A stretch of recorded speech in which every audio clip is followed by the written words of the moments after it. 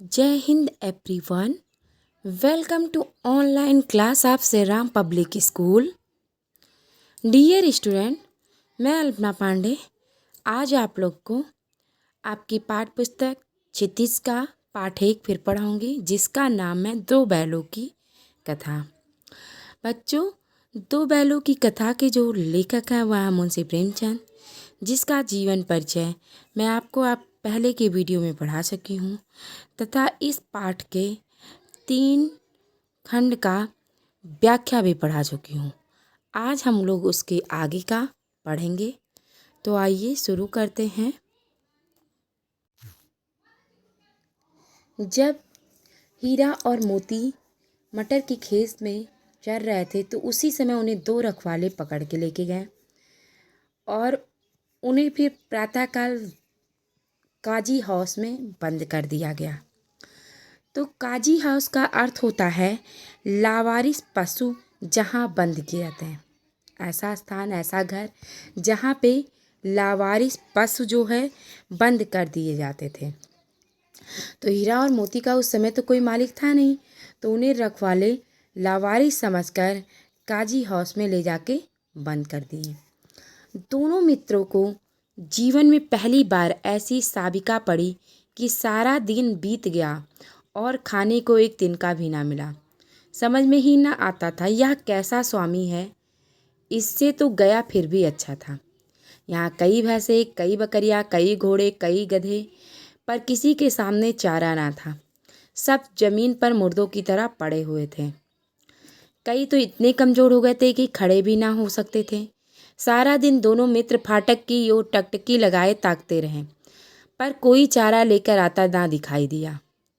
तब दोनों ने दीवार की नमकीन मिट्टी चाटनी शुरू की, पर इससे क्या तृप्ति होती।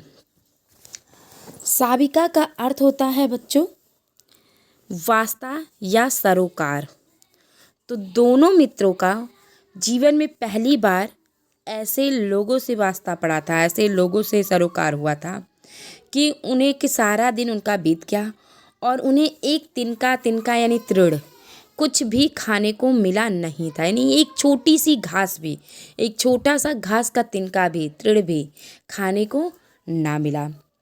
उन्हें समझ में नहीं आ रहा था कि यह कैसा स्वामी है, स्वामी का अर्थ कैसा मालिक है, ठीक है, कि वह उन्हें कुछ खाने पीने को नहीं दे रहा है। गया जो था इस मालिक से तब भी अच्छा था, क्योंकि गया कम से कम उन्हें सूखा भूसा ही लेकिन कुछ तो खाने को दे रहा था। यहाँ पे कई और जानवर बंद थे, जैसे कई भैंस थी, कई बकरियाँ बंद थे, कई घोड़े, कई गधे, लेकिन सब के सब बहुत कमज़ोर हो गए थे। सब मुर्दे की तरह दिखाई पड़ रहे थे, क्योंकि वहाँ पे किसी के सामने चारा नहीं था। चारा यानी खाना, भोजन उनका जो था वो किसी के सामने नहीं था, इसलिए वो बहुत कमज़ोर हो गए थे। वो मुर्दे की तरह दिखाई दे रहे थे और इतने कमज़ोर वो थे कि वे खड़े भी नहीं हो सकते थे। सारा दिन दोनों मित्र क्या करते थे, फाटक की ओर टकटकी लगाए रहते थे, यानी फाटक की ओर देखते रहते थे। एक टक होके नज़र गड़ाए फाटक की ओर देखते रहते थे कि कहीं से कोई व्यक्ति आएगा और चारा लेकर आएगा। तब जब कोई भी व्यक्ति वहाँ पे आता हुआ दिखाई नहीं दिया तो उन्होंने क्या किया, दोनों मित्र दीवार की जो नमकीन मिट्टी थी, वहाँ पे जो दीवार थी काजी हाउस की, वो कच्ची मिट्टी की थी और उस मिट्टी को चाटना शुरू कर दिया। इससे उन्हें क्या हुआ, कुछ तृप्ति मिल गई। तृप्ति का अर्थ होता है जो है संतोष। उन्हें कुछ संतोष मिल गया। रात को भी जब कुछ भोजन ना मिला तो हीरा के दिल में विद्रोह की ज्वाला दहक उठी। मोती से बोला, अब तो नहीं रहा जाता। जब रात को दोनों मित्रों को कोई भोजन नहीं मिला, कुछ भी खाने को नहीं मिला, तो हीरा जो था उसके दिल में विद्रोह करने की, ज्वाला का अर्थ होता है आग, ठीक है, विद्रोह की आग, लड़ाई करने की जो आग होती है वहाँ वो दहक उठी, जलने लगी। मोती से बोला, अब नहीं रहा जाता। मोती ने सिर लटकाए हुए जवाब दिया, मुझे तो मालूम होता प्राण निकल रहे हैं। फिर मोती ने भी उसकी बात का उत्तर देते हुए कहा, सर लटका के कि मुझे ऐसा लगता है कि प्राण ही निकल जा रहे हैं, क्योंकि उन्होंने कुछ भी खाया हुआ नहीं था। इतनी जल्द हिम्मत ना हारो भाई, यहाँ से भागने का कोई उपाय निकालना चाहिए। फिर दोनों में मतलब हीरा ने कहा कि इतनी जल्दी हम हिम्मत नहीं हार सकते, इतनी जल्दी हिम्मत मत हारो भाई। और हिम्मत यानी ताकत, शक्ति, कमज़ोर मत पड़ो, ठीक है। और यहाँ से भागने के निकलने के लिए हम कोई उपाय, कोई तरीका, उपाय का अर्थ तरीका भी होता है, कोई तरीका सोचते हैं। आओ दीवार तोड़ डाले। मोती ने कहा आओ हम लोग मिलके दीवार तोड़ डालते हैं। तो हीरा ने कहा मुझसे तो अब कुछ नहीं होगा। बस इसी बूते पर अकड़ते थे, सारी अकड़ निकल गई। फिर हीरा ने कहा कि इसी बूते पर अकड़ लगाते थे, बहुत ज़्यादा घमंड दिखाते थे, अब क्या हुआ, सारी अकड़ निकल गई। बाड़े की दीवार कच्ची थी, हीरा मजबूत तो था ही। अपने नुकीले सींग दीवार में गड़ा दिया और जोर मारा तो मिट्टी का एक चिप्पड़ निकल आया। फिर तो उसका साहस और बढ़ गया। इसने दौड़ दौड़ कर दीवार पर चोटें की और हर चोट में थोड़ी थोड़ी मिट्टी गिराने लगा। बाड़े की जो दीवार थी, बाड़े यानी जहाँ पे वो पशु बंद थे, उसी को यहाँ बाड़ा बोला जा रहा है, ठीक है। उसकी दीवार जो थी वो बहुत कच्ची थी, कच्ची मिट्टी की थी, बहुत मजबूत नहीं थी। यानी हीरा मजबूत था, हीरा ताकतवर वाला बैल था। वह अपने नुकीले सींग से दीवार में गड़ा दिया और जोर मारा। और जब वह अपने नुकीले सींग दीवार में गड़ाकर जोर लगाया तो उससे क्या, मिट्टी का एक चिप्पड़ निकल आया। चिप्पड़ का अर्थ होता टुकड़ा, मिट्टी का एक टुकड़ा बाहर निकल आया था। और ऐसा होने से हीरा का जो साहस था, साहस का अर्थ हिम्मत, ताकत, ठीक है, तो उसकी हिम्मत और भी ज़्यादा बढ़ गई। इसने दौड़ दौड़ कर दीवार पर चोट करने लगा और हर चोट में थोड़ी थोड़ी मिट्टी गिराने लगा। उसी समय काजी हौस का चौकीदार लालटेन लेकर जानोरी की हाजिरी लेने निकला। हीरा का उजड्डपन देखकर उसे कई डंडे रसीद दिया और मोटी सी रस्सी में बांध दिया। लेकिन जब हीरा ने दीवार पे मार मार के मिट्टी का टुकड़ा निकाल रहा था तो उसी समय क्या हुआ, काजी हाउस का जो चौकीदार था, जो वहाँ की देखभाल करता था, ठीक है, वह लालटेन लेकर जानवरों की हाजिरी, हाजिरी का अर्थ होता उपस्थिति, ठीक है, लेने के लिए निकला। जानवरों की उपस्थिति वहाँ क्यों लिया जाता था कि कोई जानवर वहाँ से भाग ना गए हों, कोई जानवर मर ना गए हों, इसलिए। हीरा का उजड्डपन देखकर, हीरा का यह व्यवहार देखकर कि वह दीवार की छोटी छोटी चिप्पर निकाल रहा है मार मार के, ठीक है, तो उसने क्या किया, उसे कई डंडे रसीद दिया, यानी कई डंडे मार दिया और फिर मोटी रस्सी में बांध दिया। मोती ने पड़े पड़े कहा आखिर मार खाई क्या मिला, अपने बूते पर जोर तो मार दिया। जब मोती ने हीरा को बंधे हुए देखा तो फिर उसने कहा कि आखिर मार खाए क्या मिल गया, इससे भाग तो नहीं गए ना। तब हीरा ने कहा अपने बूते भर, यानी हमारे अंदर जितनी ताकत थी उतना मार तो दिया दीवार को तोड़ने के लिए, ऐसा जोर मारना किस काम का कि और भी बंधन पड़ जाए। तब मोती ने हीरा की बात का जवाब देते हुए कहा ऐसा जोर लगाना, ऐसा ताकत आजमाना किस काम का कि गले में और मोटी रस्सी पड़ जाए और हम भाग भी ना पाएँ। जोर तो मारता ही जाऊंगा चाहे कितने ही बंधन पड़ते जाएं। फिर हीरा ने कहा जोर मारता जाऊंगा, ताकत लगाता जाऊंगा, तो कोशिश हमेशा करता जाऊंगा चाहे कितने भी बंधन पड़ते जाएं। जान से हाथ धोना पड़ेगा। इस पर मोती ने कहा जान से हाथ धो देना पड़ेगा। फिर हीरा ने कहा कुछ परवाह नहीं, यूं भी तो मरना ही है। सोचो दीवार खुद जाती तो कितनी जानें बच जाती। इतने भाई यहाँ बंद हैं, किसी की देह में जान नहीं है। 2-4 दिन और यही हाल रहा तो सब मर जाएंगे। फिर हीरा ने कहा कुछ परवाह नहीं है, यूं भी तो मरना ही है, यानी मार खाने का हीरा को कोई परवाह नहीं है, ऐसे भी उसे मरना ही है। क्योंकि उन्हें खाना पानी नहीं मिल रहा था। उसने कहा सोचो, अगर दीवार खुद जाती यानी दीवार पूरी तरीके से टूट जाती तो कितनी ही जानें बच जाती। इतने भाई बहन यहाँ बंद हैं, जो जानवर वहाँ पे बंद थे उन्हें वह अपना भाई बता रहा है कि इतने भाई यहाँ बंद हैं, किसी के देह में जान नहीं है। देह यानी शरीर, किसी की शरीर में जान बाकी नहीं है, क्योंकि उन्हें खाना पानी नहीं मिल रहा था। और फिर कहता है हीरा कि 2-4 दिन अगर हम लोग का यही हाल रहा तो सब के सब मर जाएंगे, यानी 2-4 दिन उन्हें और खाना पानी नहीं मिला तो सभी के सभी मर जाएंगे। हाँ, यह बात तो है। अम, अच्छा तो ला, फिर मैं भी जोर लगाता हूँ। जब हीरा की बात मोती ने सुना तो मोती ने कहा, उसकी हाँ में हाँ मिलाया कि हाँ, यह बात तो सही है कि 2-4 दिन हमें कुछ नहीं मिला खाने को तो सबके सब मर जाएंगे।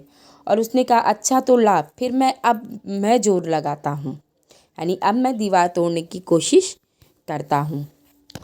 मोती ने भी दीवार में उसी जगह सींग मारा। थोड़ी सी मिट्टी गिरी और फिर उसकी हिम्मत बढ़ गई। फिर तो वह दीवार में सींग लगाकर इस तरह जोर करने लगा मानो किसी प्रतिद्वंदी से लड़ रहा है। आखिर कोई 2 घंटे की जोर आजमाइश के बाद दीवार ऊपर से लगभग 1 हाथ गिर गया। उसने दूनी शक्ति से दूसरा धक्का मारा तो आधी दीवार गिर पड़ी। ठीक है, तो यहाँ पे लेखक ने कहा है कि मोती जो था वो दीवार में सींग मारा, और जब वो दीवार में सींग मारा, दीवार में अपने सींग से वार किया तो क्या हुआ, वहाँ से थोड़ी सी मिट्टी फिर से गिर गई। और जब मिट्टी गिरी तो मोती की हिम्मत जो थी, मोती का ताकत जो था वो और भी ज़्यादा बढ़ गया। वो बार बार फिर दीवार में सींग लगाकर इसी तरह ज़ोर ज़ोर से मारने लगा, और ऐसा लग रहा था जैसे उसके सामने कोई उसका प्रतिद्वंदी खड़ा है, कोई उसका दुश्मन खड़ा है, ठीक है, जिससे वो लड़ रहा हो। इस तरह वो अपनी पूरी ताकत लगा लगा कर दीवार को तोड़ने की कोशिश करता रहा। आखिर 2 घंटे की जोर आजमाइश के बाद, यानी 2 घंटे तक मेहनत करने के बाद, 2 घंटे तक प्रयास करने के बाद आखिरकार दीवार जो थी वो ऊपर से लगभग 1 हाथ गिर गई। फिर उसने क्या किया, और भी दूनी शक्ति से, और भी ज़्यादा ताकत से दूसरा धक्का मारा तो आधी दीवार गिर पड़ी। दीवार का गिरना था कि अधमरे से पड़े हुए सभी जानवर चेत उठे। तीनों घोड़ियाँ सरपट भाग निकली, फिर बकरियाँ निकली, इसके बाद भैंसे भी खिसक गए, पर गधे अभी तक ज्यों के त्यों खड़े थे।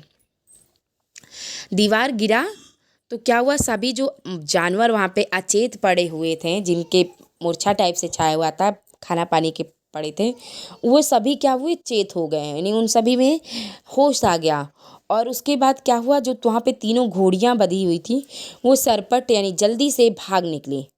फिर वहाँ पे जो बकरियाँ थी वो भी भाग निकली। इसके बाद जो भैंसे भी, वो भी वहाँ से चले गए, लेकिन जो गधे थे वे वहाँ पे ज्यों के त्यों खड़े थे। हीरा ने पूछा, तुम दोनों क्यों नहीं भागे जाते?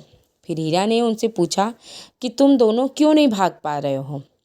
एक गधे ने कहा, जो कहीं फिर पकड़ लिए जाएं तो। फिर गधे ने उत्तर दिया कि वो क्यों नहीं भाग रहे, तो कह रहे हैं अगर फिर से पकड़ लिए गए तो क्या हर्ज है, अभी तो भागने का अवसर है। तो हीरा ने कहा कि जब पकड़ लिए जाएंगे तो देखा जाएगा, अभी तो हमारे पास भागने का अवसर है तो हम भाग सकते हैं, हमें तो डर लगता है हम यहीं पड़े रहेंगे। इस पर गधे ने कहा कि हमें डर लगता है हम यहीं पर पड़े रहेंगे। आधी रात से ऊपर जा चुका था। दोनों गधे अभी तक खड़े सोच रहे थे कि भागे या ना भागे, और मोती अपने मित्र की रस्सी तोड़ने में लगा हुआ था। जब वह हार गया तो हीरा ने कहा, तुम जाओ, मुझे यहीं पड़ा रहने दो, शायद कहीं भेंट हो जाए। आधी रात बीत गई। गधे अभी तक वहीं खड़े सोच रहे थे कि भागे या ना भागे। और फिर मोती क्या किया, अपने मित्र की यानी हीरा की रस्सी तोड़ने में लग गया। जब वह हार गया यानी रस्सी तोड़ने में मोती नाकाम रहा तो हीरा ने कहा, तुम जाओ, मुझे यहाँ पड़े रहने दो, शायद कहीं फिर कभी किसी मोड़ पे भेंट हो जाए। मोती ने आंखों में आंसू लाकर कहा, तुम मुझे इतना स्वार्थी समझते हो? हीरा, हम और तुम इतने दिनों तक साथ रहे, आज तुम विपत्ति में पड़ गए हो तो मैं तुम्हें छोड़कर अलग हो जाऊं?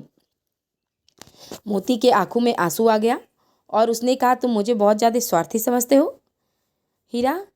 जो इतने दिन तक हम साथ रहे हैं और आज तुम विपत्ति का अर्थ होता है मुसीबत, आज तुम मुसीबत में पड़ गए हो तो मैं तुम्हें छोड़कर अलग हो जाऊं, तुम्हें छोड़कर चला जाऊं?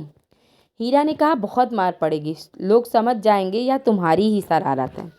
फिर हीरा ने कहा, तुम्हें बहुत ज़्यादा मार पड़ेगी, क्योंकि यहाँ के लोग समझ जाएंगे कि दीवार को तुम ही ने तोड़ा या तुम्हारी ही शरारत है।